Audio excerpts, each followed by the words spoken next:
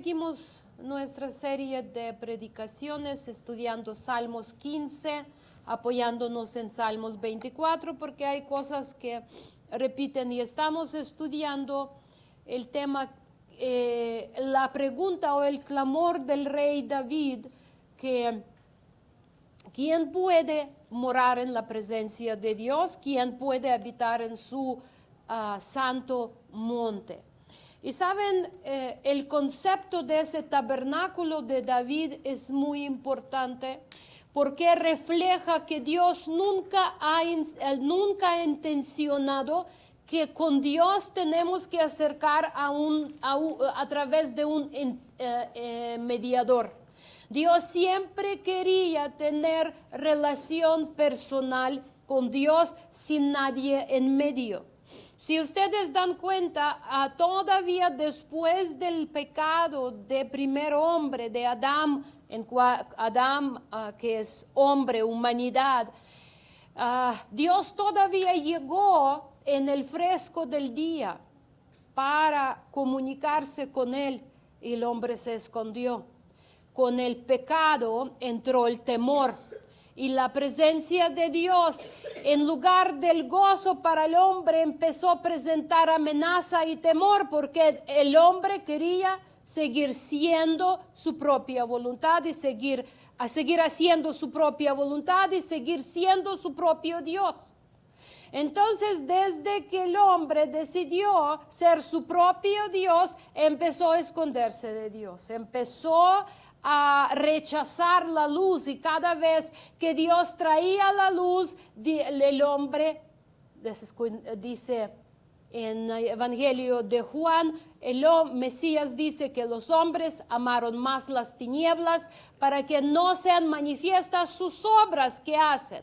Porque cuando se manifiesta en la luz hay que responder, o hay que arrepentirse, o hay que ser condenado, pero abiertamente. Entonces, Dios nunca ha intencionado que sea un mediador. Todavía cuando Israel salió del Egipto y se acercó al monte donde Dios dijo: quiero platicar con ustedes, mi pueblo, quiero manifestarle mi corazón, manifestar mis leyes, mis estatutos. Ellos dijeron: tenemos miedo, que vaya Moisés. Y pasó lo mismo, que vaya Moisés. Se escondieron. Y Dios siempre busca una forma personal, buscaba para hablar. Y David conoció el corazón de Dios. Él supo tener su propio tabernáculo, su propio lugar de comunión con Dios, donde él entraba y todavía buscaba: Señor, ¿cómo yo puedo tener esa relación contigo? Estar contigo, vivir contigo, habitar contigo.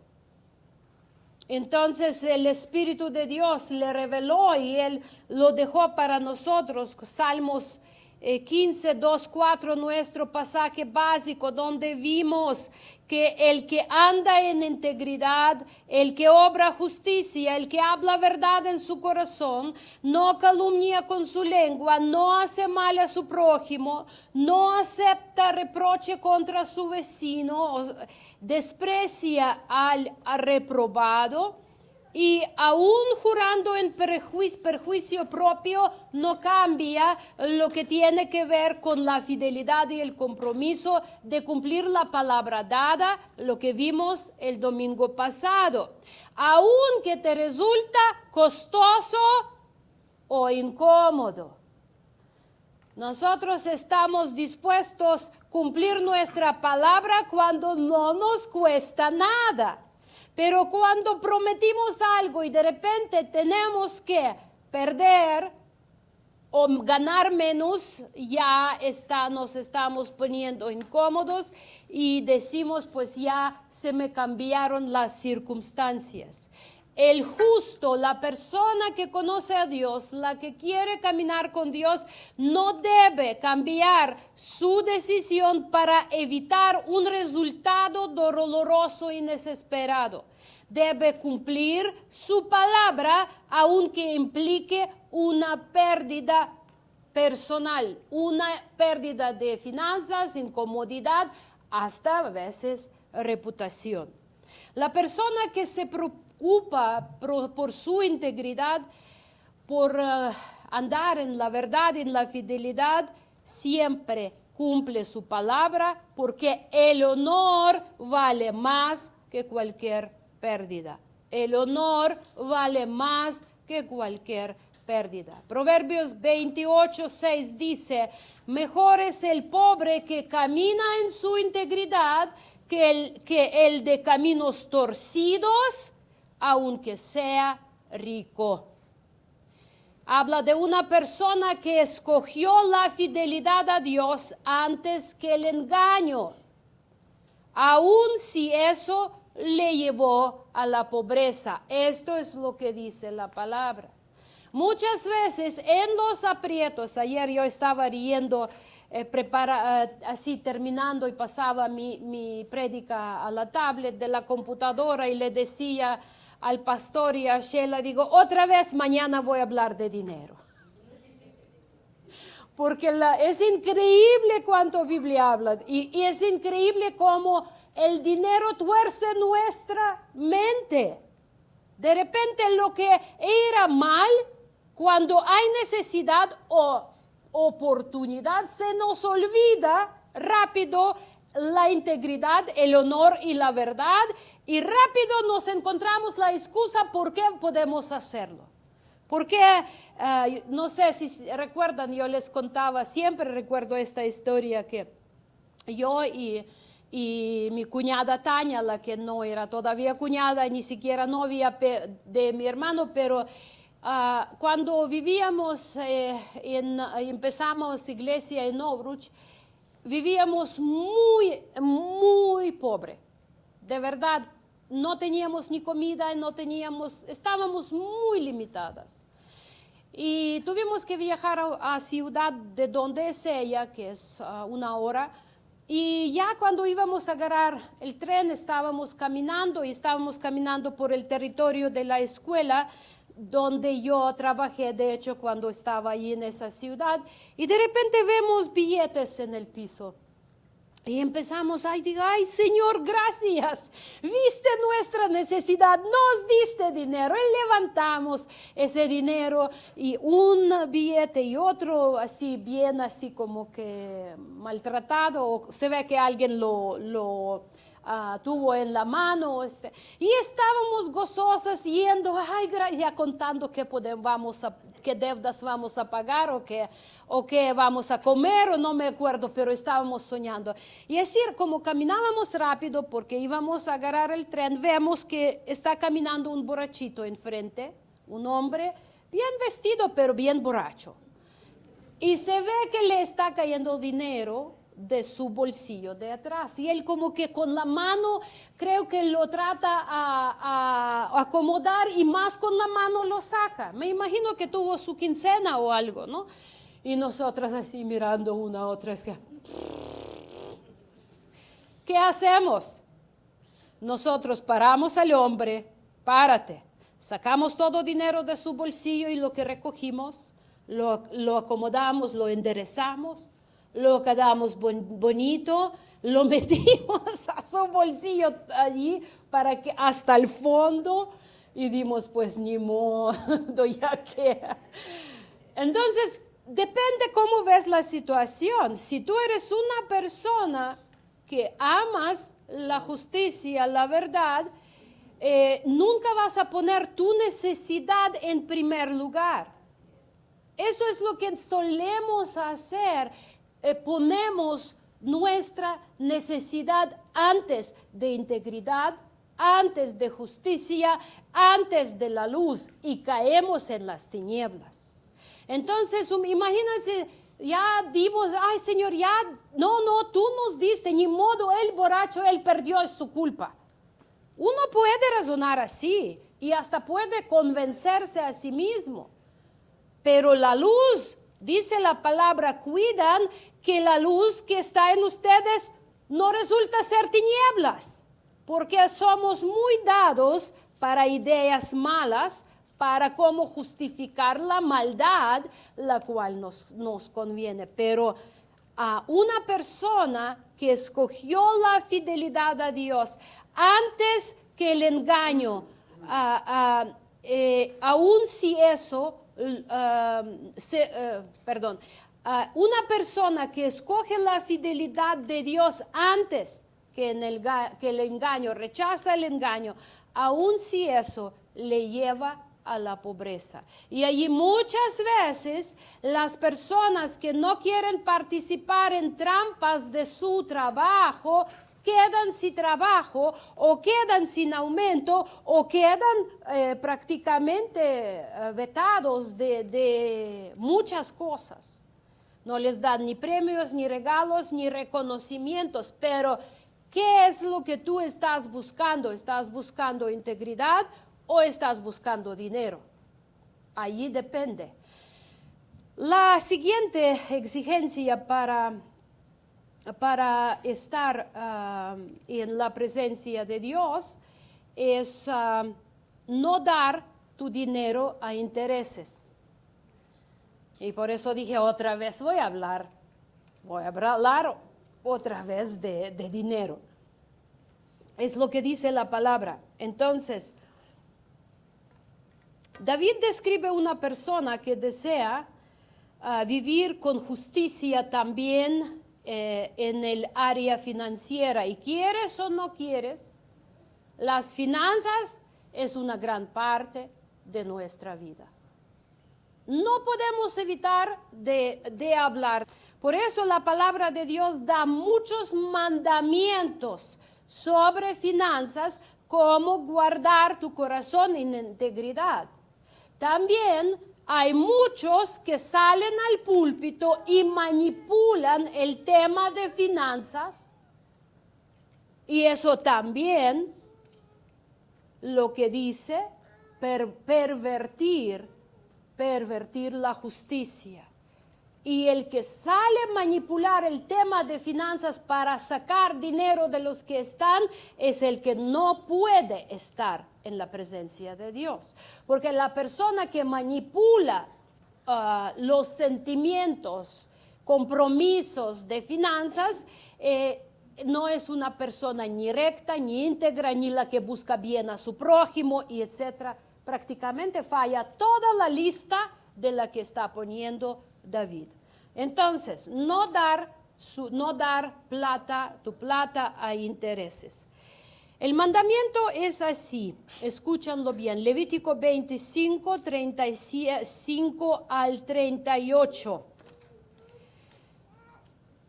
Muchas veces la gente se considera piadosa en otras áreas, pero cuando llega la cuestión de dinero, no lo maneja de una manera que honre a Dios, ni que muestre amor y cuidado por los demás. Levítico 25, 35, 38. Escuchan qué dice. En caso de que un hermano tuyo empobrezca y sus medios para contigo decaigan, tú lo sustentarás como a un forastero o peregrino para que viva contigo. No tomes interés y usura de él. ¿Escuchan? No tomes interés y usura de él, mas teme a tu Dios para que tu hermano viva contigo. No le darás tu dinero a interés, ni tus víveres, ni tus víveres a ganancia. Yo soy el Señor, su Dios, dice la palabra, que os saqué de la tierra de Egipto para darlos la tierra de Canaán y para ser su Dios. Entonces dice, no tomarás interés de tu hermano, teme a tu Dios. Quiero que escuchen bien. El cobro de intereses o el préstamo con interés no es condenado en la Biblia como tal. Hecho de dar tu dinero a intereses, prestar, no está prohibido en la Biblia. Pero dice la palabra de Dios que el préstamo, que el cobro de intereses está prohibido entre pueblo de Dios. Está prohibido entre el pueblo de Dios cuando, en especial, cuando tu hermano pasa tiempos difíciles. Deuteronomio 23:20 dice, al extranjero podrás cobrar interés, pero a tu hermano no. Pero a tu hermano no. La palabra de Dios prohíbe cobrar intereses a quien es parte de la casa de Dios, de la familia del pacto de Dios, especialmente cuando se trata de aprovecharse de la desgracia del hermano, de la calamidad, del tiempo difícil que está pasando tu hermano, pero yo diría que ni siquiera en el mundo es justo que tú aprovechas a una persona que está pasando tiempos difíciles. Este pasaje no se trata simplemente de intereses, sí o no, de forma abstracta, sino sobre todo de a quién se le cobran y con qué motivación. En otras palabras, el blanco del texto es la avaricia que oscurece la justicia. A eso es lo que pueden apuntar como tema de la prédica de hoy. La avaricia que oscurece la justicia. Cuando tú ves a una persona en la necesidad extrema y la aprovechas.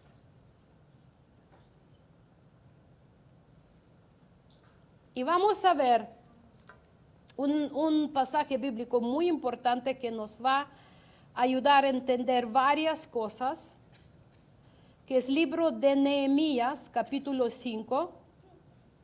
Nehemías, capítulo 5. Y voy a leer un pasaje muy grande porque es de versículo 1 a 19. Y vamos a investigar qué es lo que nos está enseñando. ¿Estamos bien hasta aquí? Nehemías 5, 1 al 19. Dice, entonces fue grande el clamor del pueblo y de sus mujeres contra los judíos, sus hermanos. ¿Contra quién era el pleito? Dentro del pueblo, de la familia de Dios. Escuchan bien.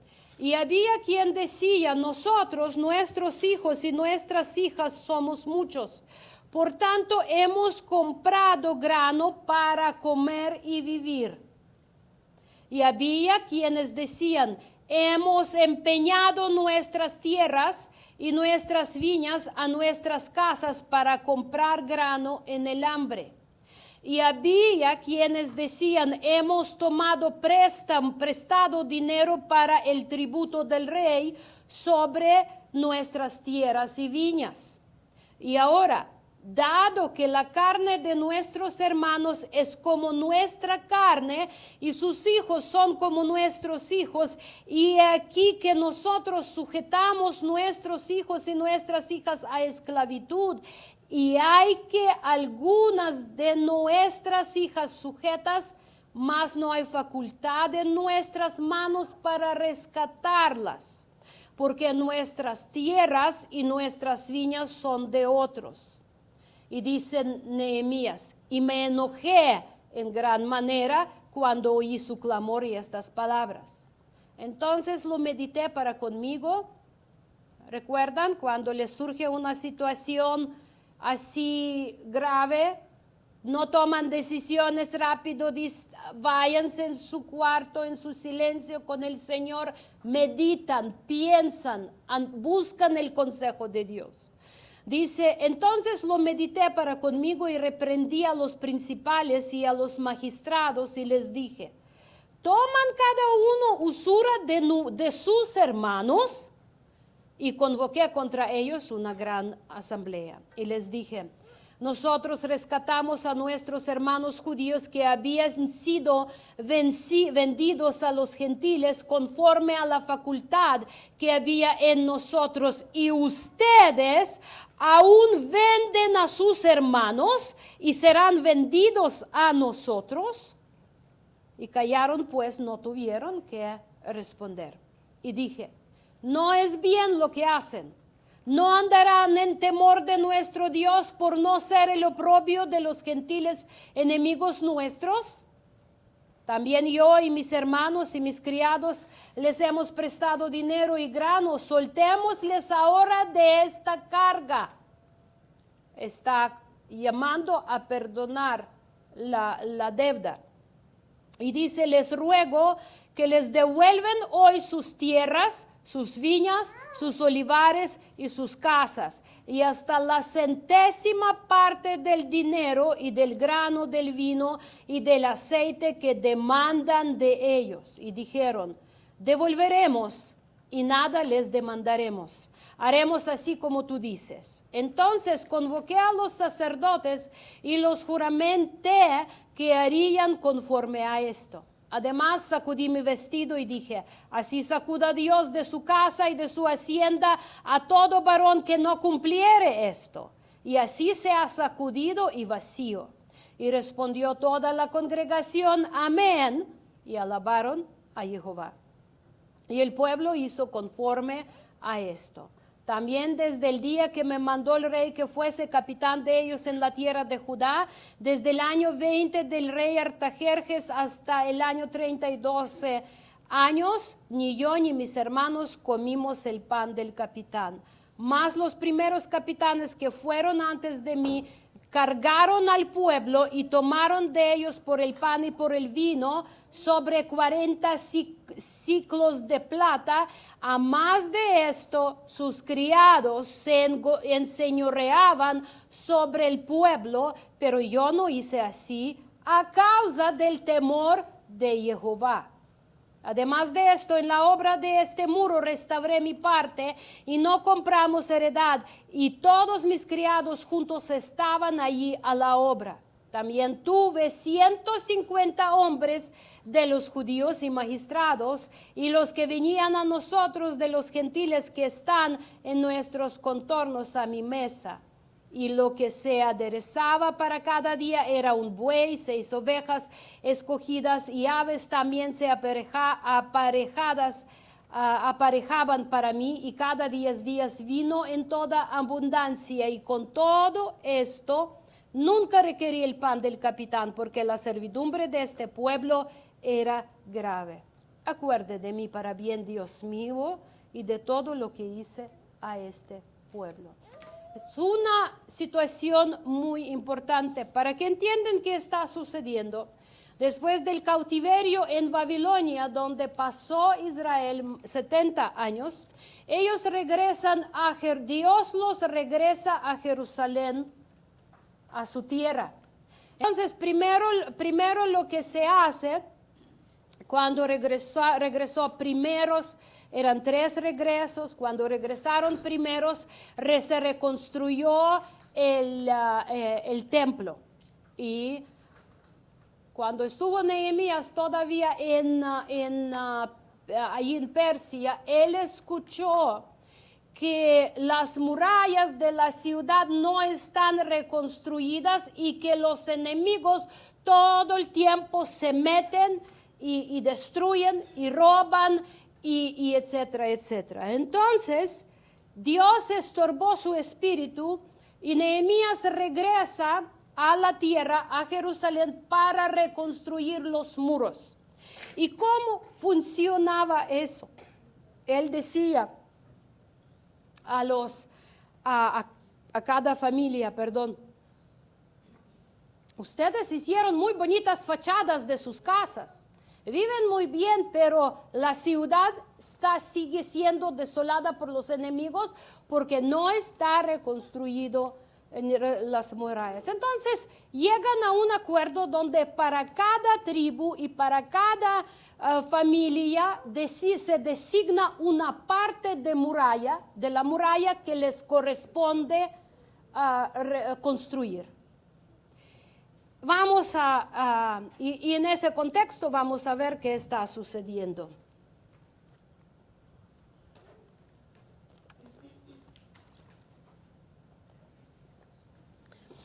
Vamos a analizar ese pasaje cortito, mira. Entonces vemos en el principio, se levanta un gran clamor del pueblo y de sus esposas contra sus hermanos judíos. Vemos situación que unos empeñan a sus hijos e hijas para conseguir grano, no tienen comida. Otros hipotecan campos, viñas y casas por el hambre. Otros toman préstamos para pagar el tributo del rey. Recuerdan, están trabajando en la reconstrucción de las murallas. Por alguna razón llega esta situación, ahorita vamos a estar viendo. La tragedia crece. Algunos terminan sometiendo a sus hijos a servidumbre porque no pueden pagar las deudas. Entonces dan a sus hijos como siervos para que trabajan para pagar la deuda. Nehemías se enoja, reflexiona, confronta a nobles y gobernantes y les exige dejar de cobrar interés. Y él enfatiza, yo también di prestado, pero jamás cobré interés. Y dice, y les exige devolver campos y lo que habían perdido los hermanos judíos. Los líderes aceptan. Nehemías lo formaliza delante de sacerdotes y hace un acto simbólico para advertir sobre el juicio de Dios al que no cumpla. Y luego Nehemías contrasta su temor de Dios con los gobernantes anteriores que cargaban al pueblo. Ahorita vamos a ver por qué habían unos que quedaron así pobres. Voy a recordar Éxodo 22-25, si prestas dinero a mi pueblo, a los pobres entre ustedes, no serás usurero con él, no le cobrarás interés, dice la palabra de Dios. Entonces, ¿qué sucede en Nehemías? En Nehemías 5, el gran clamor del pueblo detiene la reconstrucción y levantamiento de las murallas. El capítulo 4 termina con tono de victoria. Trabajaban con herramienta en una mano y espada en la otra. Con una construían y con otra se defendían de los enemigos. Pero en el capítulo 5 ya no se menciona el muro. La obra se frenó por conflictos internos. El enemigo siempre procura detener la obra de Dios con ataque frontal. Desde afuera llegan y dicen y atacan, pero cuando el pueblo resiste, cuando el pueblo logró quedarse unido y resistió al enemigo, entonces empieza el enemigo a atacar desde dentro, poniendo los hermanos unos contra otros. Y cuando el pueblo de Dios pelea entre sí, deja de pelear contra el verdadero enemigo y deja de cumplir la obra. La obra se detiene. Por eso Mesías dijo en su tiempo, Mateas 20:25, todo reino dividido contra sí mismo es asolado, no aguanta. La raíz del conflicto en Nehemías 5 fue el dinero. No porque faltaran fondos para construir el muro, sino porque, y escuchan bien, porque los que trabajaban en la obra no podían producir lo suficiente para sostener a sus familias, porque reconstrucción de murallas no se pagaba, porque era obra donde tenían que trabajar todos de la misma manera para reconstruir. Entonces, como trabajaban en la obra, no recibían pago y les llegaba hambre, tenían que comer, tenían que pagar tributo al rey y tenían que estar solventando sus gastos. Pero como el servicio requiere tiempo, y créanme, nosotros como pastores sabemos bien qué es cuando tú dedicas mayoría de tiempo al ministerio, pero del ministerio no vives. Sabemos que tienes que recortar muchos gastos, y por eso muchas veces quedas sin casa o sin algunos otros privilegios que podrías tener si trabajarías para ganar el tiempo completo. Entonces, todo servicio requiere tiempo y esfuerzo. Y el tiempo en servicio es tiempo en el cual no ganas dinero, no hay ingreso. Es un hecho. Es un hecho. Servicio no es para hacerte rico. Si tú vas a servir, no es para hacerte rico. Si el Señor llama al ministerio, y los jóvenes, los que están aquí, si Dios les va a llamar al ministerio, asegúrense que se van a casar con una persona que sabe que no la van a llevar ustedes a la vida de lujo. Es algo tienen que tener claro, porque muchos jóvenes, yo conozco hombres que se casaron por enamoramiento con una chica muy bonita, pero esa chica bonita quería ser también una chica cara. Quería vivir la vida de lujo. Entonces, cada uno tiene derecho a escoger sus prioridades. No estoy hablando de eso. Pero, ¿cómo los dos van a ir juntos si no están de acuerdo? Si tú quieres servir a Dios, pero ella quiere las bolsas de diseñador, zapatos de diseñador, ropa de diseñador, casa en cierto lugar más lejos de López Portillo que se puede, y etcétera, y etcétera. Entonces, es muy importante, asegúrense, porque mejor es estar solo que mal acompañado. Asegúrense que la persona con cual van a compartir su vida comparte con usted el mismo entendimiento de las cosas de Dios, de llamado, de ministerio, y etcétera, etcétera. Porque si no, ni van a servir a Dios, ni van a ser ricos. Es la verdad, porque la casa dividida entre sí mismo es asolada. ¿Me escucharon? Bien. Entonces, obviamente, cuando te sirves, tienes que entender que eso limita la capacidad de hacer dinero. No puedes hacer dinero. ¿En quién vas a hacer tu dinero?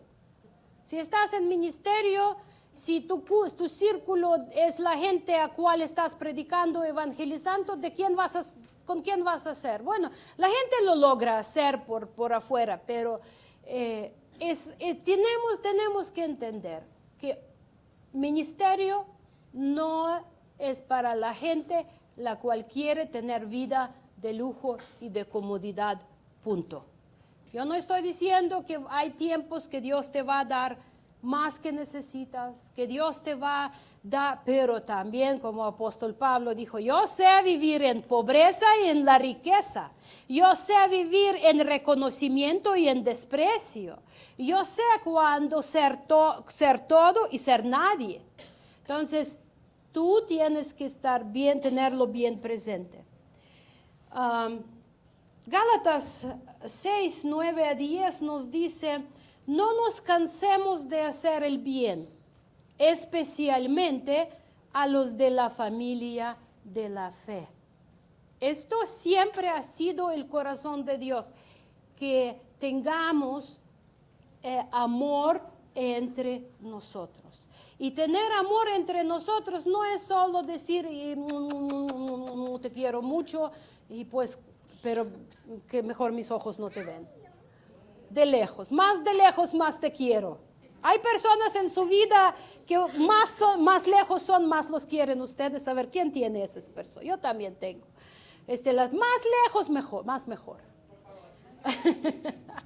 Pero entre nosotros como la familia tenemos que aprender que no necesariamente tenemos que caernos bien uno a otro. No, pero estar pendientes de la necesidad verdadera, sí. No aprovechar uno u otro como algunos tienen costumbre, pero estar pendientes de las necesidades verdaderas. La Escritura nos advierte, y ustedes ya lo tienen de memoria, el amor al dinero es raíz de todos los males. Primera de Timoteo 6:10. Pueden escribirlo, háganse un letrero y pónganlo a la salida de la casa y otro a la entrada. Y en el refri, en el closet y en todo lo que pueden. A veces queremos separar lo que hacemos con nuestro dinero de nuestro caminar con Dios. Dios, tú contigo es una cosa, pero es mi dinero, pues, es mi asunto, es mi vida. Y ese es un gran engaño que nos hacemos. Comprar una casa puede ser una decisión tan espiritual que te puede llevar o a esclavitud o a la libertad. Lo más importante, tener consejo de Dios. ¿Me escuchan? No se trata de tener o no tener la casa. Mi deseo es sincero que cada uno de ustedes tiene una bonita casa, muy cómoda, llena de todo lo que ustedes necesitan. Lo deseo de todo mi corazón, si no les va a esclavizar. Porque muchos se hacen esclavos de lo que tienen en lugar de ser libres, porque tienen todo lo que necesitan en Cristo Jesús que nos fortalece. Si tenemos lo que comer, lo que vestir, con lo que cubrirnos, gloria a Dios. Esta es la verdadera gran ganancia. Estábamos hablando con el pastor, creo que ayer o antier, no me acuerdo, de invierno en Ucrania, de la casa de mis papás, y yo le trataba de explicar por qué la casa de mis papás ya no es apta para el invierno, porque la casa está construida de madera, y cuando ponían la madera usaron el musgo para entre maderas. No sé si aquí hay una técnica también parecida, no sé. Pero entre maderas se ponía musgo del bosque para que se sella hermético. Y luego con ese musgo también se rellenaba la pared y se ponían unos palitos también como base en el cual se ponía luego el barro para hacerlo liso. Y ya luego el barro tú estabas pintando de color o ponían papel tapiz o lo que tú querías. Entonces, como pasa el año, los ratones se meten allí dentro y bajo el piso y dentro de paredes y se come ese muslo y se cae como acerina abajo y la pared queda con hoyos. Parece bien, pero dentro está ya vacío, ya no mantiene calor. Entonces, más que tú prendes el horno de leña, ya te dura 1 hora, 2 horas y ya la casa está fría. No mantiene el calor, se enfría muy, muy rápido. Por eso yo trataba de explicarle, él me daba diferentes soluciones, cómo lo podemos hacer, cómo lo vamos a solucionar. Y digo, no, es que es algo diferente, que no puedes solucionar solo si derribas la pared y le metes otra vez musgo para calentarlo. Y más con el invierno como ahora, hay una broma ahora en Ucrania, un meme que dice,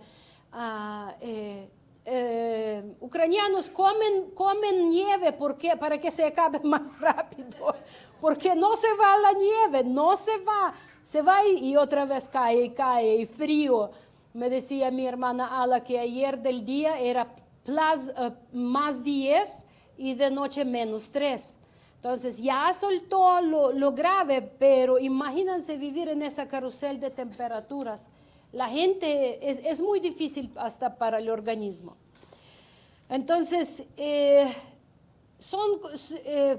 no sé cómo llegué a eso, pero hablábamos de casa. Que les deseo una casa que no necesitan musgo y que no se enfrían sus paredes, que estén bien, pero que no se les esclavice. Y sí, yo le decía al pastor, ya no estamos en la edad de estar reconstruyendo, ni dinero tenemos. Entonces decimos, pues ni modo, vamos a tener que rentar de nuevo, ya que estamos bien experimentados en eso.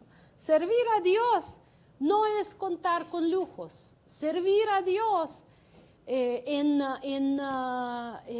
como servidor de palabra, como ministro, tienes que tener la mentalidad que no vas a vivir de lujo, porque no se puede vivir para ti y servir. Yo no estoy diciendo que hay que necesariamente vivir en pobreza, pero a veces sí vas a vivir situaciones muy extremas. Y aquí lo que sucedía, mira, ellos trabajaron, pero no tenían ganancias, servían a todo el pueblo, y como entre pueblo hay los que tenían ingreso, porque tenían negocio, cosas así, y otros que solo trabajaban y dependían de los demás, pero todos tenían que reconstruir su parte de muro. Entonces, unos mientras se enriquecían, otros se hacían más pobres y quedaban en deuda con los que tienen y dejaban que sus hijos sean esclavos. Para tratar el dinero con corazón limpio delante de Dios es clave para libertad verdadera. Cuando tú quieres ser una persona libre y caminar, como dicen, sobre las aguas, tienes que dejar de amar el dinero, porque dinero te roba la paz, la libertad, el gozo y se vuelve en tu dueño. El Nuevo Testamento enseña que para tener corazón generoso, tenemos que nuestra ofrenda sea regular, planeada. No es que tú llegas y tú sale gran predicador y te dice, hoy si tú das tus $1,000, Dios te va a bendecir, o escrituras de la casa o de los coches, y te manipulan al momento y mucha gente se mete en problemas. Una persona de Dios tiene planificado su parte espiritual de dinero. Su diezmo, es fiel en su diezmo porque 10% de tu ingreso es de Dios, no es de ninguna persona, es de Dios. Y tu dádiva, lo que tú das, debe de ser planeado, porque tú sabes si te alcanza o no te alcanza, porque tú no puedes. Y yo esta semana hablaba y con varias personas y decía, tú no puedes estar ofrendando dinero el que no tienes. No puedes estar ofrendando algo que no es tuyo. Diezmo, si hay ingreso, hay diezmo. Pero lo demás tienes que planear para que tu familia coma lo que tiene que comer, pagas tus gastos de la casa y ya luego ves si tienes chance de apoyar con una ofrenda, además de diezmo, ya lo planeas. ¿Me están entendiendo? Yo puedo salir y manejarlos y manipularlos para que ustedes sacan y aquí. No, usted tiene su cerebro, tiene la palabra de Dios, tiene su relación con Dios, tiene espíritu de Dios.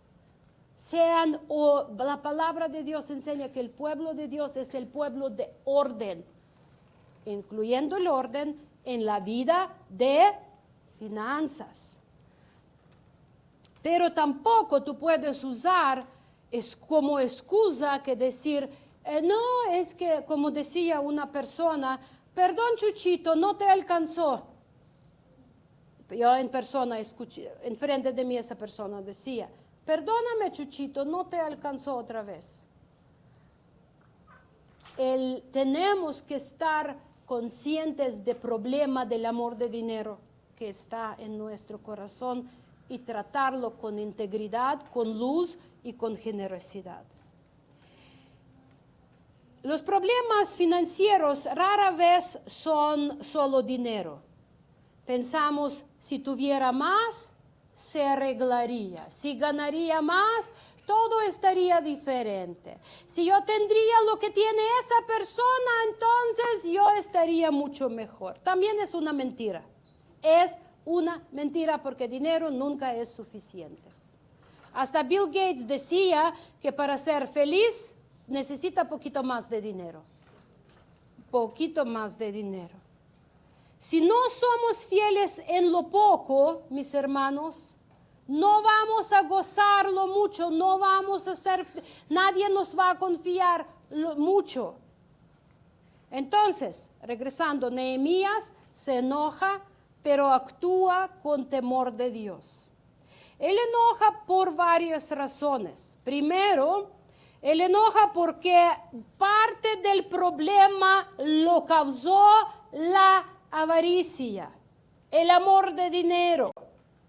Querían sacar ganancias del sufrimiento ajeno. Ves una presa fácil y rápido porque una persona que le urge pagar la cirugía de ser querido, hasta alma va a sacar para darte.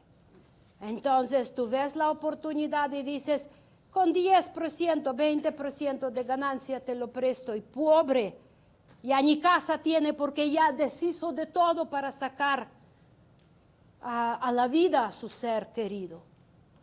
Y esto es lo que feo de la avaricia, es feísimo. Todo lo que hacen, ahorita hablábamos de Irán con Rusia. Putin está podrido de dinero, pero su gente en Rusia vive en miseria. En miseria, pero en lugar de darles la vida mejor, él les aumenta impuesto y hace más misiles. ¿Saben cuántos millones de dólares cuesta cada misil? ¿Saben cuántos miles cuesta cada dron? Y él echa cada noche a Ucrania 400, 500 drones. Miles de misiles en esos 4 años. Y la gente está empobreciendo, pero tan entenebrecida de cerebro que dicen, no vamos a parar hasta que desaparezcamos al último ucraniano. Entonces, Nehemías se enoja porque ve ese gran problema en los líderes del pueblo, en especial, que es avaricia. Número 2, porque él enoja, porque esa avaricia rompió la unidad del pueblo. Porque unos sirvieron a Dios y otros sirvieron a dinero. Y dice la palabra, y ahorita les voy a dar la referencia, que avaricia es idolatría.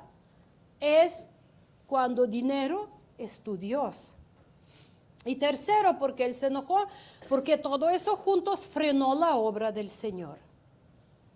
Y luego viene esta frase poderosa.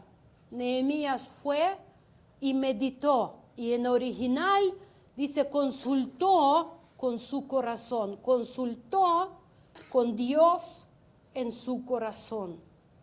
Él pensó, evaluó y tomó acción.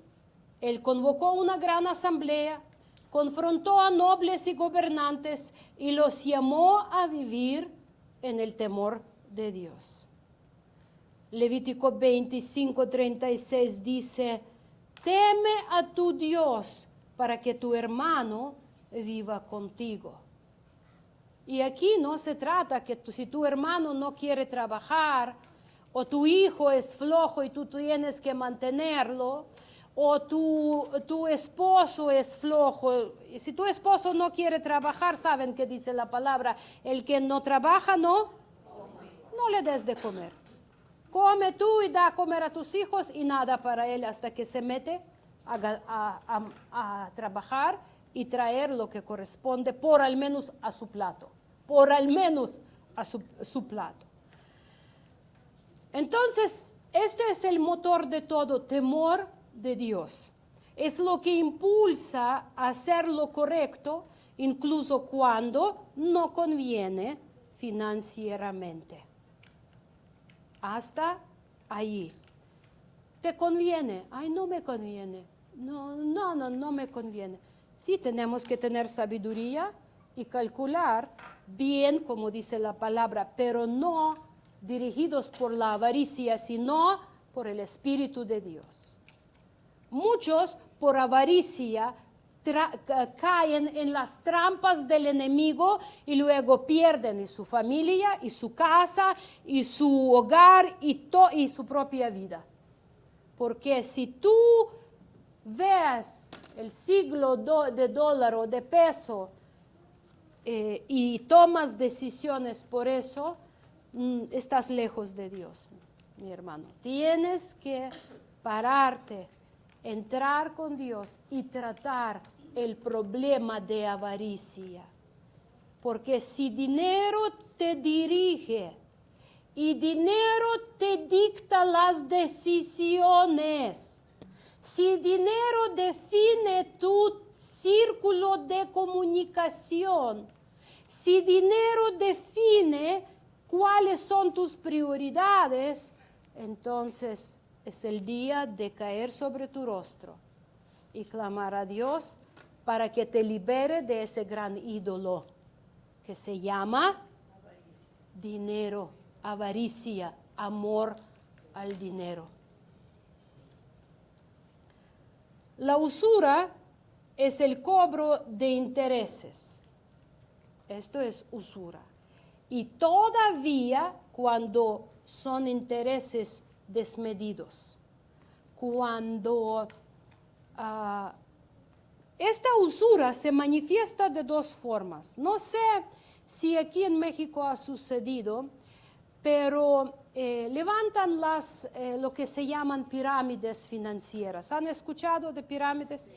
Yo sé que en Ucrania un pastor africano que trajo mucho mal a mi país, levantó una iglesia muy grande y luego abrió una pirámide, King's Capital se llamaba, donde dijo a la gente invertir dinero en este King's Capital con 30% rápido de ingreso. La gente hipotecó sus casas, la gente agarró préstamos y créanme, pasaron muchos suicidios dentro de la iglesia.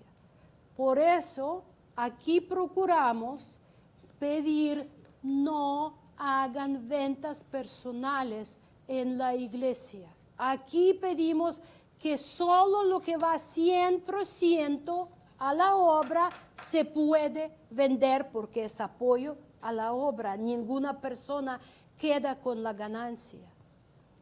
Esta es la razón porque Mesías volteó las mesas en el templo, porque vendían con intereses y vendían 3 veces más caro o cuántas veces más caro de lo que correspondía.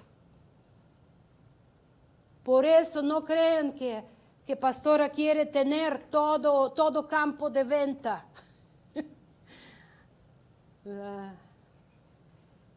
Por eso insistimos, por favor, en la iglesia, procuran cuidar, no vendan sus cosas personales ni compran, porque es forma de proteger la reputación del pueblo de Dios. Amén.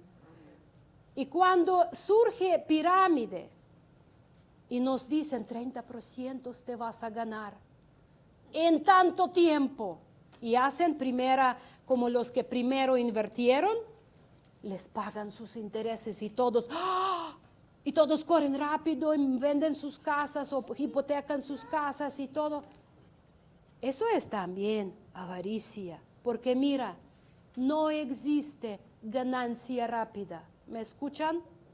Bíblicamente, solo corrupción trae rápida ganancia. Solo los corruptos se hacen ricos rápido. Nosotros, como pueblo de Dios, vamos a trabajar honesto, honrar a Dios con lo que hacemos, lo que somos, y Dios nos va a dar el pan y el cubrir. Y dice la palabra, no, en Proverbios dice, no buscas para enriquecerte. Deja tal pensamiento, porque si tú vas a trabajar y Dios te va a bendecir, gloria a Dios. Pero tener la meta, convertirte en rico, dice la palabra, no lo hagas, porque ya estás abriendo la puerta para gran ídolo que posea tu vida. Yo sinceramente deseo, mis hermanos, que sean prósperos en todo, según su alma prospera. Yo les deseo que todo lo que hagan, honrando a Dios, que prospera. Que tengan mucho dinero honesto, si lo van a soportar, sin caer que tengan hermosas casas, que tengan excelentes propiedades, pero no para servirles, esclavizar, es para expandir el reino de Dios, para bendecir a sus hijos. Además, historia dice que normalmente a los hijos a cuales entregas buena herencia, no lo valoran. Rápido se va. ¿Sí o no? Sí. Porque solo lo que se gana con el trabajo valora, porque sabes el costo, sabes. Pero muchas veces tú trabajas tan duro para dejar algo a tus hijos y ni tus hijos te ven, ni tú los ves crecer y los dejas, tal vez logras algo, pero ellos lo desperdician junto con su vida en lugar de aprender a trabajar bien, honesto, duro, porque es la forma de esta vida que Dios nos da. Entonces, ¿por qué era tan grande en Nehemías? Porque los pobres estaban en crisis, trabajando para el bien de todo el pueblo y sin capacidad real de sostenerse. Trabajar para todos, pero ellos pasaron hambre, seguían pagando impuestos y los ricos construían riqueza sobre la desgracia de sus hermanos. Pablo lo llama por su nombre, la avaricia, que es idolatría. Y en Proverbios la palabra nos recuerda, porque Nehemías llama todo el tiempo al temor de Jehová. Y Proverbios 1:7 dice, el temor del Señor, que es el principio de la sabiduría. Nehemías mostró liderazgo piadoso. Él temió a Dios y él amó al pueblo. Y en esta historia, el temor de Dios fue más fuerte que la presión social, el poder de los ricos y la incomodidad del conflicto cara a cara. Con temor de Dios, Nehemías pudo aguantar presión social. Muchos decimos, es que la sociedad exige, la sociedad o tus hijos vienen y dicen, mamá, todos los niños tienen y yo no. Y te presionan y te exigen. Y muchas veces tú, en lugar de ser firme en las cosas de Dios, te cedes. Y en lugar de leer la Biblia, vas y trabajas 10 horas más a la semana. Y no descansas. Y no tienes fuerzas para hablar con tus hijos. Solo ven a mamá cansada o es cansada o es cansada. ¿Cuántos de nosotros cuando vimos a nuestras mamás trabajar tanto y recordamos nuestro tiempo de niñez, cuánto queríamos que mamá pasara tiempo con nosotros? Y muchas veces, tal vez en tiempos anteriores no hubo de otra. Pero hoy, mis hermanos, ya teniendo sabiduría de Dios disponible para nosotros, hay que tomar decisiones para la vida. En esta historia, el temor de Dios fue más fuerte, lo voy a repetir, que la presión social, que el poder de los ricos y la incomodidad del conflicto, confrontación cara a cara. Cara a cara. El mundo tiene muchas propuestas para solventar nuestra vida financiera. Pero Dios tiene una respuesta muy clara. Avaricia es idolatría. Y si tú la vas a seguir, vas a perder tu alma, tu hogar, tus hijos y todo lo que Dios te dio o quiere dar. Que Dios nos bendiga mucho. Que velemos y no caigamos en este engaño tan fuerte, porque el que idólatra no tiene ni paz, ni gozo, ni libertad. Dios los bendiga.